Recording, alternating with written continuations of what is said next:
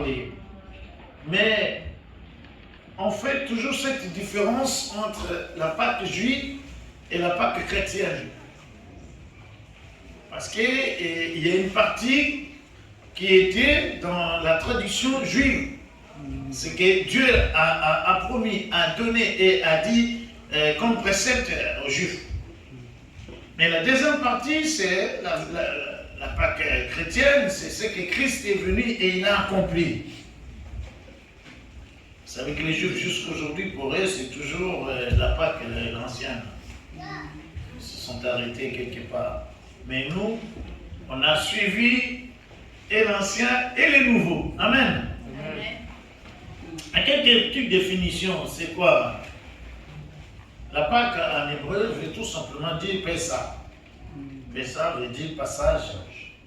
Ça veut dire qu'il est passé vers. Vous allez voir, c'est en français où la signification est limitée. La signification en français est. Bon, on va essayer de comprendre avec des explications. En fait, ce n'est pas simplement un passage, c'est plus que même un passage. Simplement, on devrait définir ça, c'est quoi. Et la Pâque, dans le temps, c'est une signification, comme on dit, le passage. Mais au-delà de ça, il y avait la fête. Ça veut dire qu'il y avait une fête des Pâques. Et cette fête des Pâques dirait, bon, il y a d'autres versions par les 7, mais 8 jours. 8 jours, ça a commencé un vendredi. Donc comme là on est dimanche, ça a déjà commencé depuis vendredi. Et pendant cette période, il y avait plusieurs fêtes. Pendant le temps. Il y avait la fête comment on dit ça, de pain sans levain. Il y avait le temps de la moisson. Il y avait plusieurs fêtes comme ça, de chaque jour. Le lundi, c'était la fête des points d'orgue. Ça veut dire que non, après, c'est la semence. Et c'est comme ça qu'il parlait de la fête. Mais nous, on peut mettre le tout ensemble aujourd'hui. Je ne sais pas si on parlera de la fête, mais on parle plutôt de la signification de la Pâque. En un mot. Parce que si on doit parler de la fête, c'est qu'on doit faire les 8 jours de fête. Donc on va commencer ce qu'on a fait vendredi, ce qu'on a fait le Shabbat, et tout ça là, il prépare ça. Et après aussi, il y a la fête, donc à la fin, il y a cette offrande là qu'on donne, de la reconnaissance de ce que Dieu a fait et il va faire. Donc du coup, nous aujourd'hui, on ne peut pas trop parler de la fête, sinon je vais tout exiger que jusqu'à la fin, on pratique ça. Je voudrais tout simplement donner quelques explications pour qu'on arrive à trouver une bonne lecture de ça. Le lundi de Pâques, c'était le jour de fête des pains sans levain, ça tenait lundi. Donc j'ai dit ça dirait pendant 8 jours et ça commençait le vendredi soir. Et j'ai défini que ça voulait tout simplement dire passage ou passé. Donc la raison c'est quoi? C'est que ça ne voulait pas simplement s'arrêter au niveau des passages.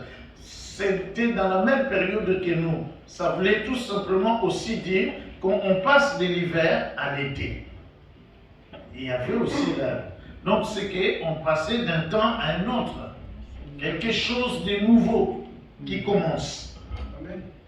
Vous voyez, quand on est en hiver, les feuilles, tout devient sec. Vous voyez, les arbres, ça ne pousse pas. Mais quand la pluie qui tombe là, c'est pour dire que nous, les fleurs vont commencer à donner.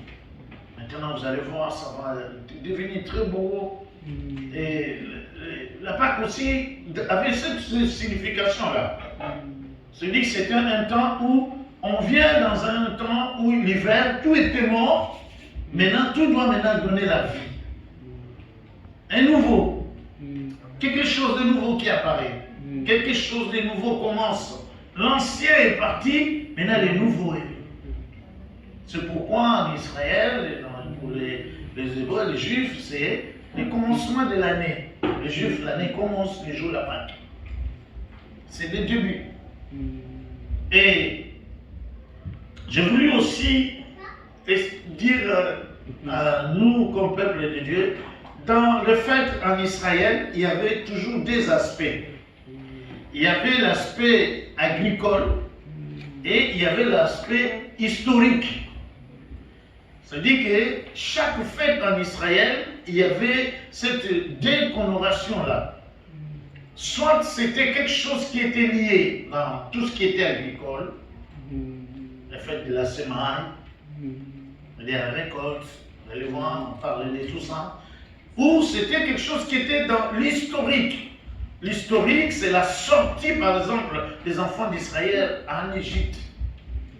C'était quelque chose qui était attaché à ça. Et parce que nous aussi, nous devons tout simplement comprendre que non, si Christ est venu aussi pour nous aujourd'hui, c'est parce que c'était une promesse de Dieu. C'est quelque chose qui est lié, historique. Ça veut dire que c'est Dieu qui avait dit. Quand Dieu dit quelque chose dans ta vie et quand Dieu l'accomplit, ça veut dire que vous sentez que non, un jour Dieu avait dit. Mais aujourd'hui, ça s'est accompli. Et c'est comme ça que les deux aspects, je l'ai dit, de retenir. Le lendemain de la Pâque est commencé la moisson des orges. Point de départ d'une nouvelle bénédiction. J'ai pris Dieu que je sois court pour qu'on ait ne fût-ce que même 15 minutes pour la prière. Je voudrais prier pour l'Assemblée. Le peuple d'Israël, s'il faut comprendre dans la partie historique, ça commence où?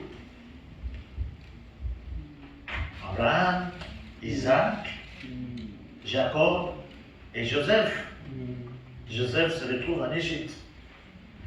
Et après un temps, la Bible dit que des rois se sont succédés et des rois qui se sont succédés n'ont plus tenu compte de ce que Joseph avait fait à Israël. Parce que Israël a envahi l'Égypte avec les promesses de Dieu qu'ils avaient. Ces gens-là devaient être que jaloux d'eux. Amen. Donc quelqu'un n'a pas compris, je dois répéter. Avec les promesses de Dieu qui est sur toi, c'est tout à fait normal que les gens soient jaloux de toi. Ah, quelqu'un n'a pas compris. Avec ce que Dieu t'a promis, ce qui est de Dieu en toi, c'est normal que les gens commencent à t'haïr. Ne pleure pas. Ce n'est pas de ta faute. Comme disait quelqu'un, c'est la faute de Dieu. Alors, oh, Dieu n'a pas de faute. C'est la faute de Dieu. Pourquoi vous me combattez? Pourquoi vous me cherchez de ceci? Mais ce n'est pas de ma faute. Oh, c'est Dieu. Comme c'est Dieu, moi je n'ai rien à faire, moi. Alors c'est comme ça que ça arrivé aux enfants d'Israël. Ils avaient rien, c'est la promesse de Dieu qui les avait accordée. C'est ce qui faisait la différence, bien aimé. Ce qui fait la différence entre toi et le reste, c'est que tu as la promesse de Dieu. Amen. Qui dit promesse de Dieu, c'est qu'il y a quelque chose de Dieu en toi. C'est pour ça même toi-même, quand tu pleures, quand tu fais quelque chose, tu sens que c'est dur au début, mais après tu sens comme une force qui vient en toi. Parce que toi, tu crois à un Dieu. Parce que ce Dieu-là t'a accordé sa promesse. Le peuple d'Israël en Égypte se retrouve dans une situation comme ça. Et ce peuple se retrouve 400 ans en esclavage. Ils étaient bien enfants, mais ils se retrouvent dans une condition qu'ils ne savaient même plus comment sortir de là. Ils avaient tout simplement la promesse de Dieu. Mais dans la réalité, ils vivaient comme des esclaves, bien aimés. Ça peut être ton cas et mon cas. Tu as la promesse de Dieu. Mais tu te rends compte comme si tu vis dans la souffrance. Et tu te dis, Dieu, est-ce que vraiment tu existes? Au moment où tu crois en Dieu, mais tu te rends compte que ta vie, pour toi, n'est pas conforme à ce que toi tu veux. Tu rends compte que tu vis dans la médiocrité. Tu te rends compte que non, mais il y a des choses que tu désires qui ne t'arrivent pas. Même que ce soit sur le plan matériel et spirituel.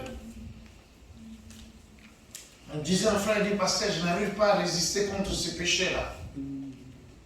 J'ai dit, frère, tu n'arrives pas parce que tu fais tes propres efforts à toi.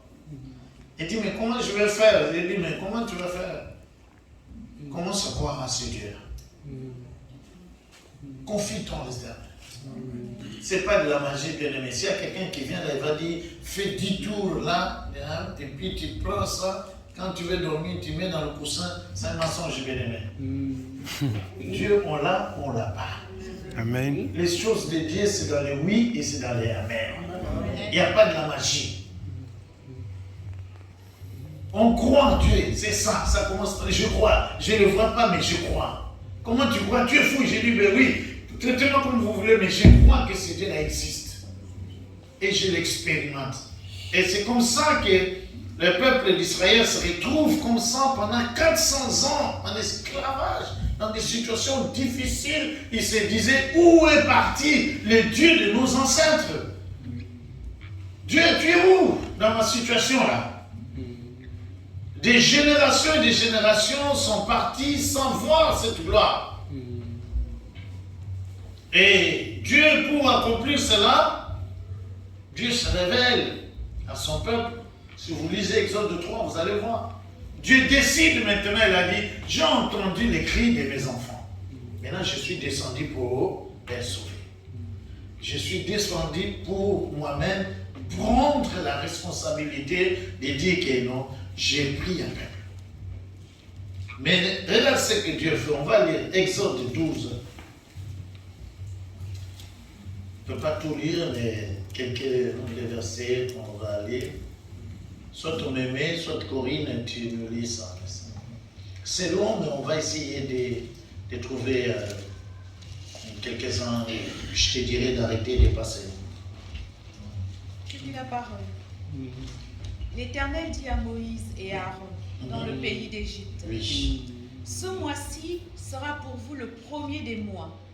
Il sera pour vous le premier des mois de l'année. Amen. Écoutez, c'est comme ça que Dieu commence. Hein. On est déjà dans la Pâque maintenant. Ce mois ici sera pour le premier mois. Ça veut dire que la première des choses qui commence. Il sera pour vous le premier mois de l'année. Un nouveau. Quelque chose qui commence. Allez-y. Parlez à toute l'assemblée d'Israël et dites, le 10e jour de ce mois, on prendra un agneau pour chaque famille, un agneau pour chaque maison. Ah, Corinne, arrête. Lis plutôt à partir des 12, parce que là, c'est la partie des...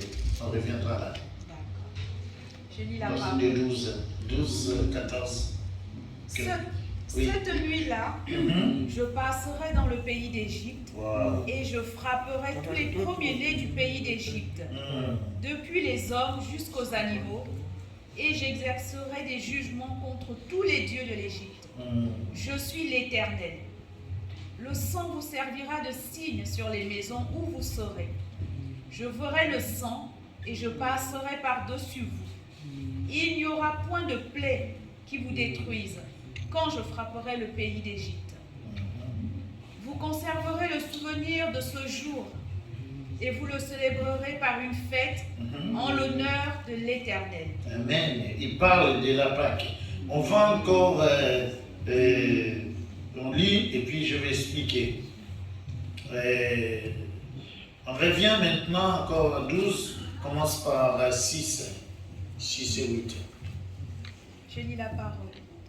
Vous le garderez jusqu'au 14e jour de ce mois, et toute l'assemblée d'Israël l'immolera entre les deux soirs. On prendra de son sang et on en mettra sur les deux poteaux et sur le linteau de la porte des maisons où on le mangera. Cette même nuit, on en mangera la chair rôtie au feu. On la mangera avec des pains sans levain et des herbes amères. Amen. Amen. Ça, c'est la première partie. Maintenant, deuxième partie, tu lis l'Exode 20, 1, 5. Et puis, je vais expliquer les deux significations. Alors Dieu prononça toutes ces paroles en disant, « Je suis l'Éternel ton Dieu, qui t'a fait sortir du pays d'Égypte, de la maison de servitude. Tu n'auras point d'autre Dieu devant ma face. Tu ne te feras point d'image taillée, ni de représentation quelconque des choses qui sont en haut dans les cieux, qui sont en bas sur la terre, et qui sont dans les eaux plus bas que la terre. Tu ne te prosterneras point devant elles, et tu ne les serviras point. Car moi, l'Éternel ton Dieu, je suis un Dieu jaloux, qui punit l'iniquité des pères sur les enfants, jusqu'à la 3e et la 4e génération de ceux qui me haïssent. » Amen. J'explique deux mots. Le premier, c'est que dans la lecture que nous avons lue tout à l'heure, là, dans Exode 12, ça dit que ça parle de la rédemption, la délivrance. Ça nous a expliqué comment Dieu est venu libérer, délivrer son peuple qui était dans l'emprise contre les Égyptiens. C'est que pendant le temps où, disons, fête, ou le Pâques, veut aussi dire la délivrance, la rédemption. C'est-à-dire qu'ils étaient sous l'emprise des Égyptiens, mais que Dieu est venu pour les libérer. Il a fallu 10 plaies, bien-aimés, 10 plaies. 10 plaies. Et là, je nous ai dit tout simplement le 10e plaie, où que Dieu maintenant a donné cette promesse. Si vous lisez cette promesse, vous allez le voir dans la conclusion que je vais faire, c'est que c'était aussi l'image de ce que Christ devait accomplir aussi. Il a donné une pratique, ce que vous allez faire. Et dit, moi là, je vais vous montrer comment je vais vous délivrer. Je vais passer outre. Et il donne les symboles, il dit que vous allez tuer, immoler un agneau et vous mettrez le sang comme on a lu tout à l'heure. Et moi, quand je viendrai, je vais passer outre. Ce jour-là, ça sera le jour de la délivrance. Et le jour de la délivrance, c'est Christ, Dieu l'a dit, ce sera un jour nouveau pour vous. Un jour nouveau. C'est-à-dire que Dieu a commencé quelque chose avec toi et avec moi. Et c'est comme ça qu'il a fait avec les enfants d'Israël. Et il a dit, ça sera particulier. Pourquoi? Quand je vais y arriver, je vais faire quelque chose que tous les restes ne comprendront pas. Il n'y a que toi et moi. Il n'y a que toi et moi. Ça, c'est la première définition. Le deuxième, il parle de l'alliance. Il parle de l'alliance. Vous avez vu comment Dieu lui-même s'est engagé, même en disant, je suis un Dieu jaloux. Et quand on parle de l'alliance, qu'est-ce qui est expliqué? L'alliance est tout simplement un mariage. C'est ce qui est expliqué. Dieu maintenant met dans la notion de Pâques, la notion de l'alliance, le mariage. C'est là où est sortie la notion de l'époux et de l'épouse. Il dit, je suis jaloux, moi. J'ai beaucoup aimé cet écrit, Exode 20. Il dit, alors Dieu dit au peuple d'Israël, je suis le Seigneur, ton Dieu. Ton Dieu, à toi, bien-aimé, retenez, c'est Dieu qui te parle. Il dit cet après-midi, je suis l'Éternel, ton Dieu. Amen. Amen. Oh, je sens quelqu'un d'autre encore. Amen. Parce que tu peux dire avec moi, Seigneur, tu es mon Dieu. Seigneur, tu es mon Dieu. Il dit, je suis le Seigneur, ton Dieu. C'est moi qui t'ai fait sortir d'Égypte. C'est Dieu qui s'engage bien.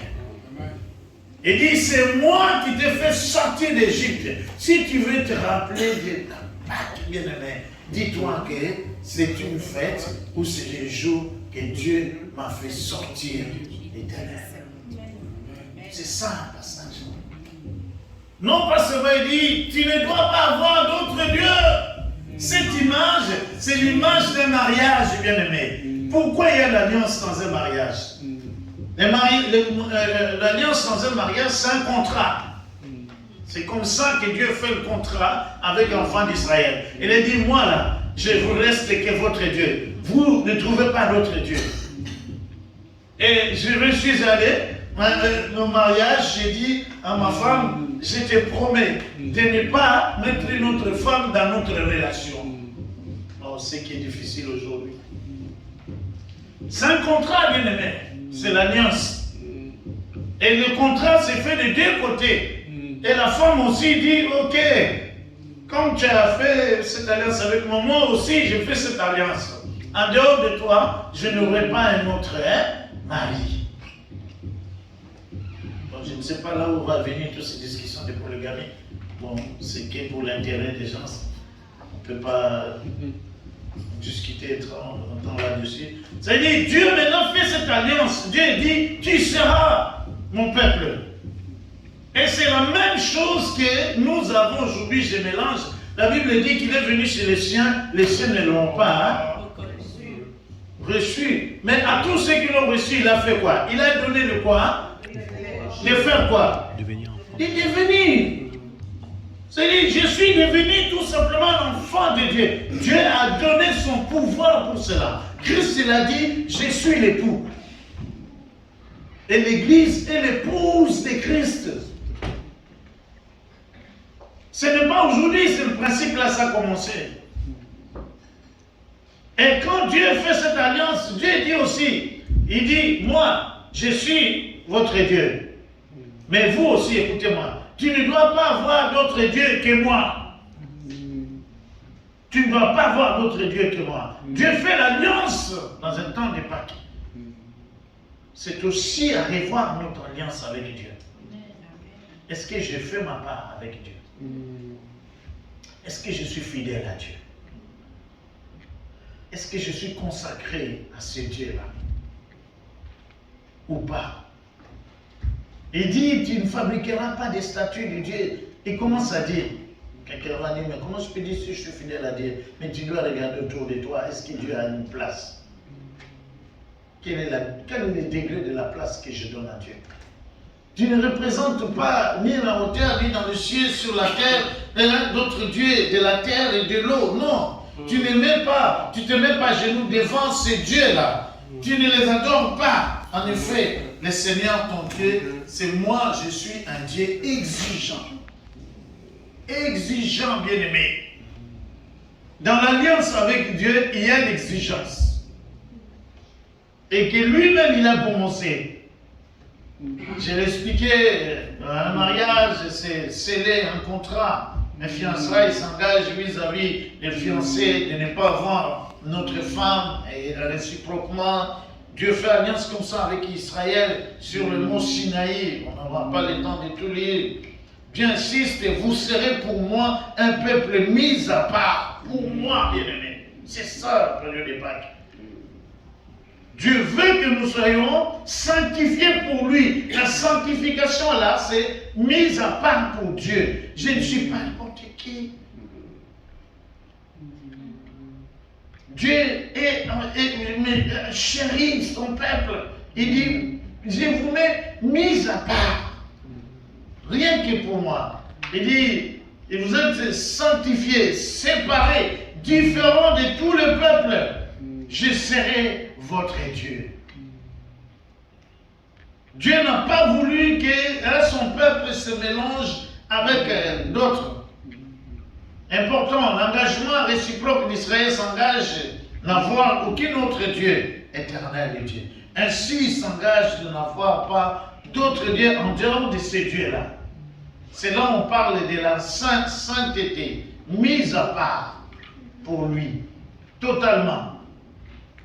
Et le commentaire que j'ai lu l'a dit, le mariage d'Israël et Dieu avait trop d'infidélité. Trop d'infidélité de la part d'Israël. Et je demande à quelqu'un de faire cet exercice, lisez le livre d'Osée. Vous allez voir l'infidélité d'Israël vis-à-vis de ce Dieu-là qui les a fait sortir dans ces passages. Mais malgré ça, quand vous lisez dans Jérémie, permettez-moi aujourd'hui de nous donner tout simplement cet exercice-là.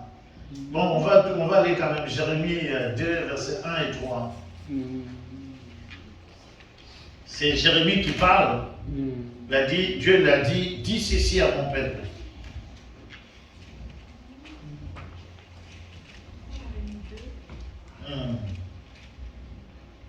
Jérémie 2, verset 1 jusqu'à 3. Ça, c'est...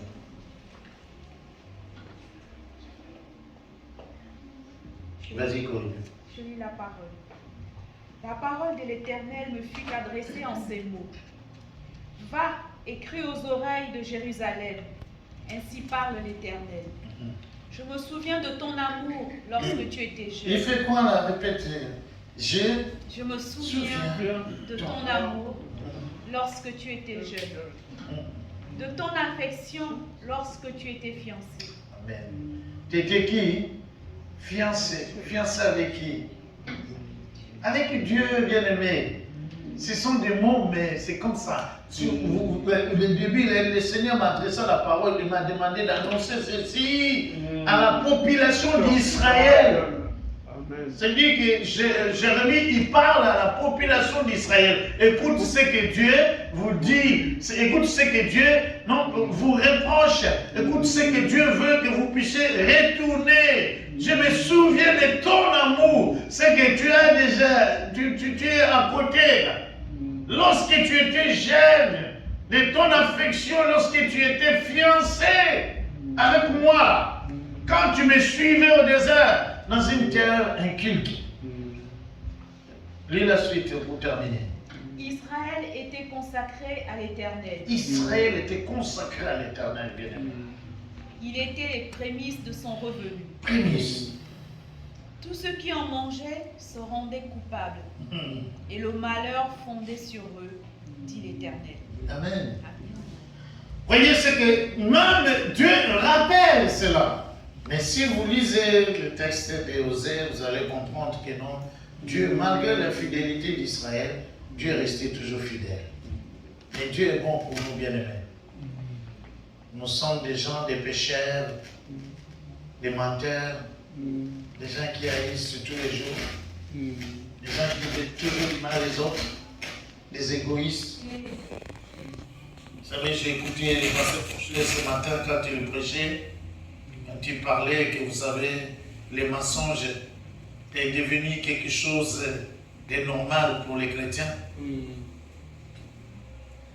Parce qu'il parlait de ne pas donner un faux témoignage à l'égard de ton frère. Il y a des choses que nous trouvons comme ça, normales. Mais ce n'est pas des choses qui sont normales. Dieu a reproché Israël par rapport à ça. Mais Dieu l'a dit, reviens à moi. Si tu reviens à moi, je serai toujours avec toi. Et il y a dans cette période de Pâques, ce sont des temps où nous devons tout simplement commencer à réfléchir de la relation que j'ai avec Dieu. Ma vie a commencé ces jours-là.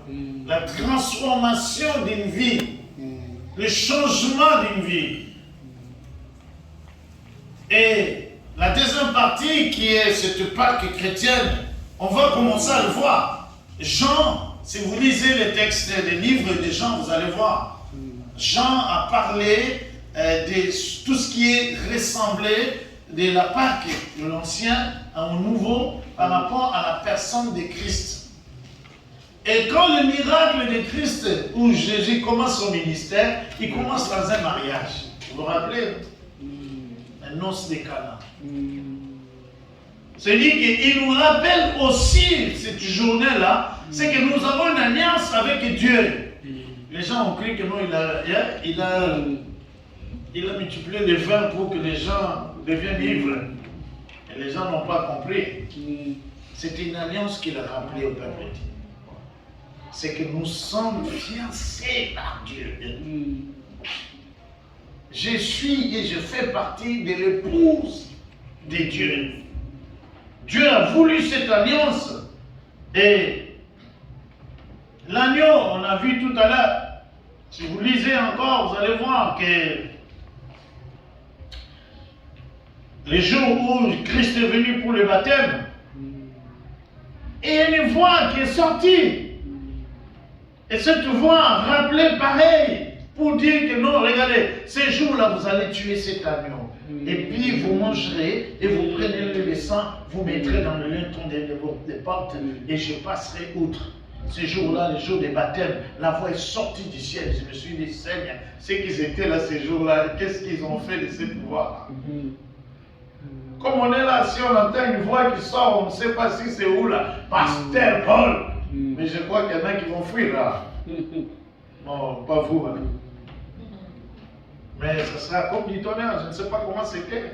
Mais la Bible dit qu'il y a une voix sortie du ciel en train de parler. Celui-là est mon fils. Et c'est comme ça que Jean disait, voici l'agneau de Dieu qui ôte les péchés du monde. Les péchés du monde. Pendant la fête de la période de Pâques, qu'est-ce qu'il faisait? Luc 22, verset 7, 10. Pour que j'aille dans la conclusion de retenir les deux mots. On est aussi dans cette période de Pâques. Et c'est dans cette période de Pâques où les souverains sacrificateurs, tous les responsables des temples s'organisent pour dire ceci. Celui-là, c'est le jour même qu'on doit les sacrifier. Et ils ne savaient pas qu'ils étaient en train d'accomplir la parole. Mais maintenant, la veille maintenant, vous savez, nous avons l'habitude de faire cette sainte scène, mais on n'arrive pas à comprendre d'où ça vient. Écoutez, Corinne, lis-nous aussi. On va lire 7 à 10. Je lis la parole. Le jour des pains sans levain, où l'on devait immoler la Pâque, arriva. Oui. Et Jésus envoya Pierre et Jean en disant, allez nous préparer la Pâque, afin que nous la mangions. Et ils lui dirent, où veux-tu que nous la préparions? Il leur répondit, voici, quand vous serez entrés dans la ville, vous rencontrerez un homme portant une cruche d'eau. Suivez-le dans la maison où il entrera. Amen. Amen. Le reste, c'est lisé à la maison. On est à la veille Pâques, mais c'est la semaine des fêtes. On est les jours de pain sans levain. Et les choses se préparent. Et tout le monde est dans la ville. Mais il y a un complot qu'on a organisé pour dire que non, lui là, il faut, hein, il est en train de détruire et de faire quelque chose qui n'est pas bien. Parce que les 3 années où Christ, de son ministère, où il a pu fêter les 3 Pâques, ça était toujours un problème. On n'a pas le temps d'expliquer le premier, le deuxième, le troisième. Mais là, on est au 3e, le tout dernier du Pâques de Christ. Maintenant, il appelle ses frères, il a dit, mais allez préparer où on doit aller, hein, on va prendre la fête. Or, au même moment, il y avait un complot qui était en train de se faire. Et mais c'est ce jour-là qu'il instaure la Pâque et que nous fêtons aujourd'hui. C'est ce jour-là ils ont partagé le pain. Quand ils ont brisé, ils ont partagé le pain, ils n'ont pas compris qu'il y a un air, quelque chose de nouveau qui va être mis en place. Il a pris le pain, il a rempli, il a pris le vin et les a donnés. Mais ça se faisait en famille, les patriarches. Il y avait toutes les pratiques qu'on faisait, je le lis, on dit, on enlevait tout ce qui était du lévir dans la maison. C'est-à-dire que la maman de la maison, on ne devait même pas voir quelque part un peu de farine, de lévir à la maison. Et quand la maman terminait, le papa venait avec des torches pour veiller et trouver là où s'il y en avait du lévir quelque part dans la maison. Vous imaginez? Le jour de fête des pains sans levain. Et c'est ce jour-là que Jésus présente maintenant aux disciples. Il a dit, regardez ce qu'on va faire. Les disciples étaient étonnés. Il a dit, ah bon, pourquoi on le fait comme ça? Il a dit, on le fait comme ça. Parce que bientôt, ça sera un jour nouveau. Il y aura quelque chose qui va se faire. Et nous lisons à la suite, comme le commentaire nous parle, c'est que même Christ et sa mort à la croix a été précipitée. Mais tout ça, c'était la pratique qu'on faisait avant dans l'Ancien Testament, pendant cette période de Pâques. Christ devait être notre Pâques. C'est ça le but. On a dit ceci, c'est qu'on voulait les tuer, mais on n'a pas voulu les tuer juste après. Donc ça, il ne devait pas arriver le jour de Shabbat, parce que sinon ça n'allait pas être possible.